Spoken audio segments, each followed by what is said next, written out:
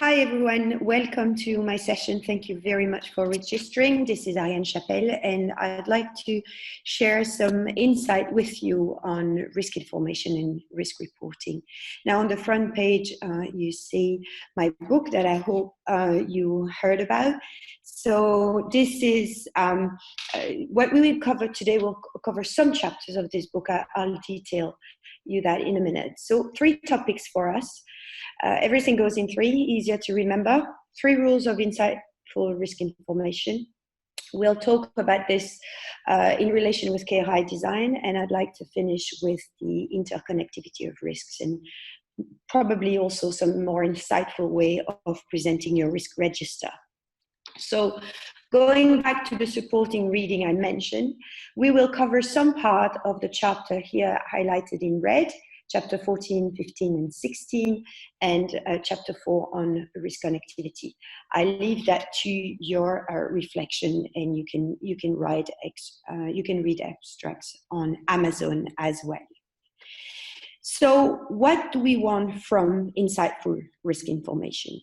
Well, we want to get the business interested. We don't want to have this emoji face when you come to senior management or to the business lines with your risk report. How to do that? Well, in a nutshell, to engage the business with risk information, you need to be insightful, you need to be engaging, and you need to be inspiring. So in the upcoming presentation, I will detail these 3 elements, but I'll keep it short. If you have any comments, if you have any questions, if you have any compliments or insults, keep the compliment, to share, please feel free to use your chat box and I'll receive your comments and your question and I'll do my best to answer that as quickly as possible. So that will be true all over the sessions. In fact, insightful, you've seen that in the title, information is in deviations, don't average risks. Keep it short, because you're going to increase the chance of being read.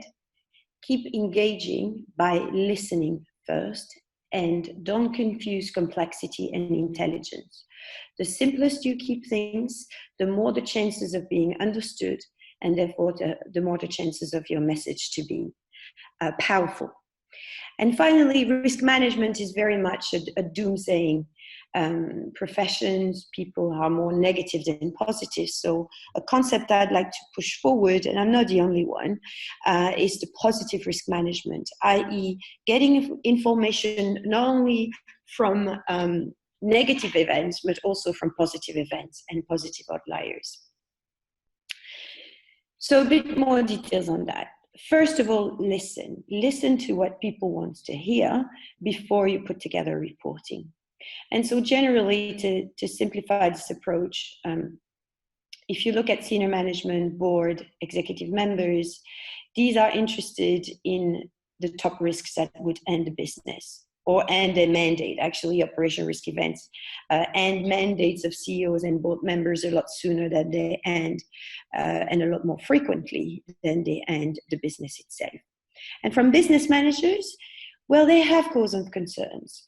And these causes of concerns are potentially, and often in my experience, different than what you have in your risk register or in your risk report. So listening to what they have to say, listening to what worries them, is the first step to have a risk reporting and to collect a risk information that is relevant. And then finally, they like everyone, they have a bit of competitive nature, so their performance against peer and the comparisons between the business and across the businesses are really important. So make sure you have tally, like up risk tally board and dashboard.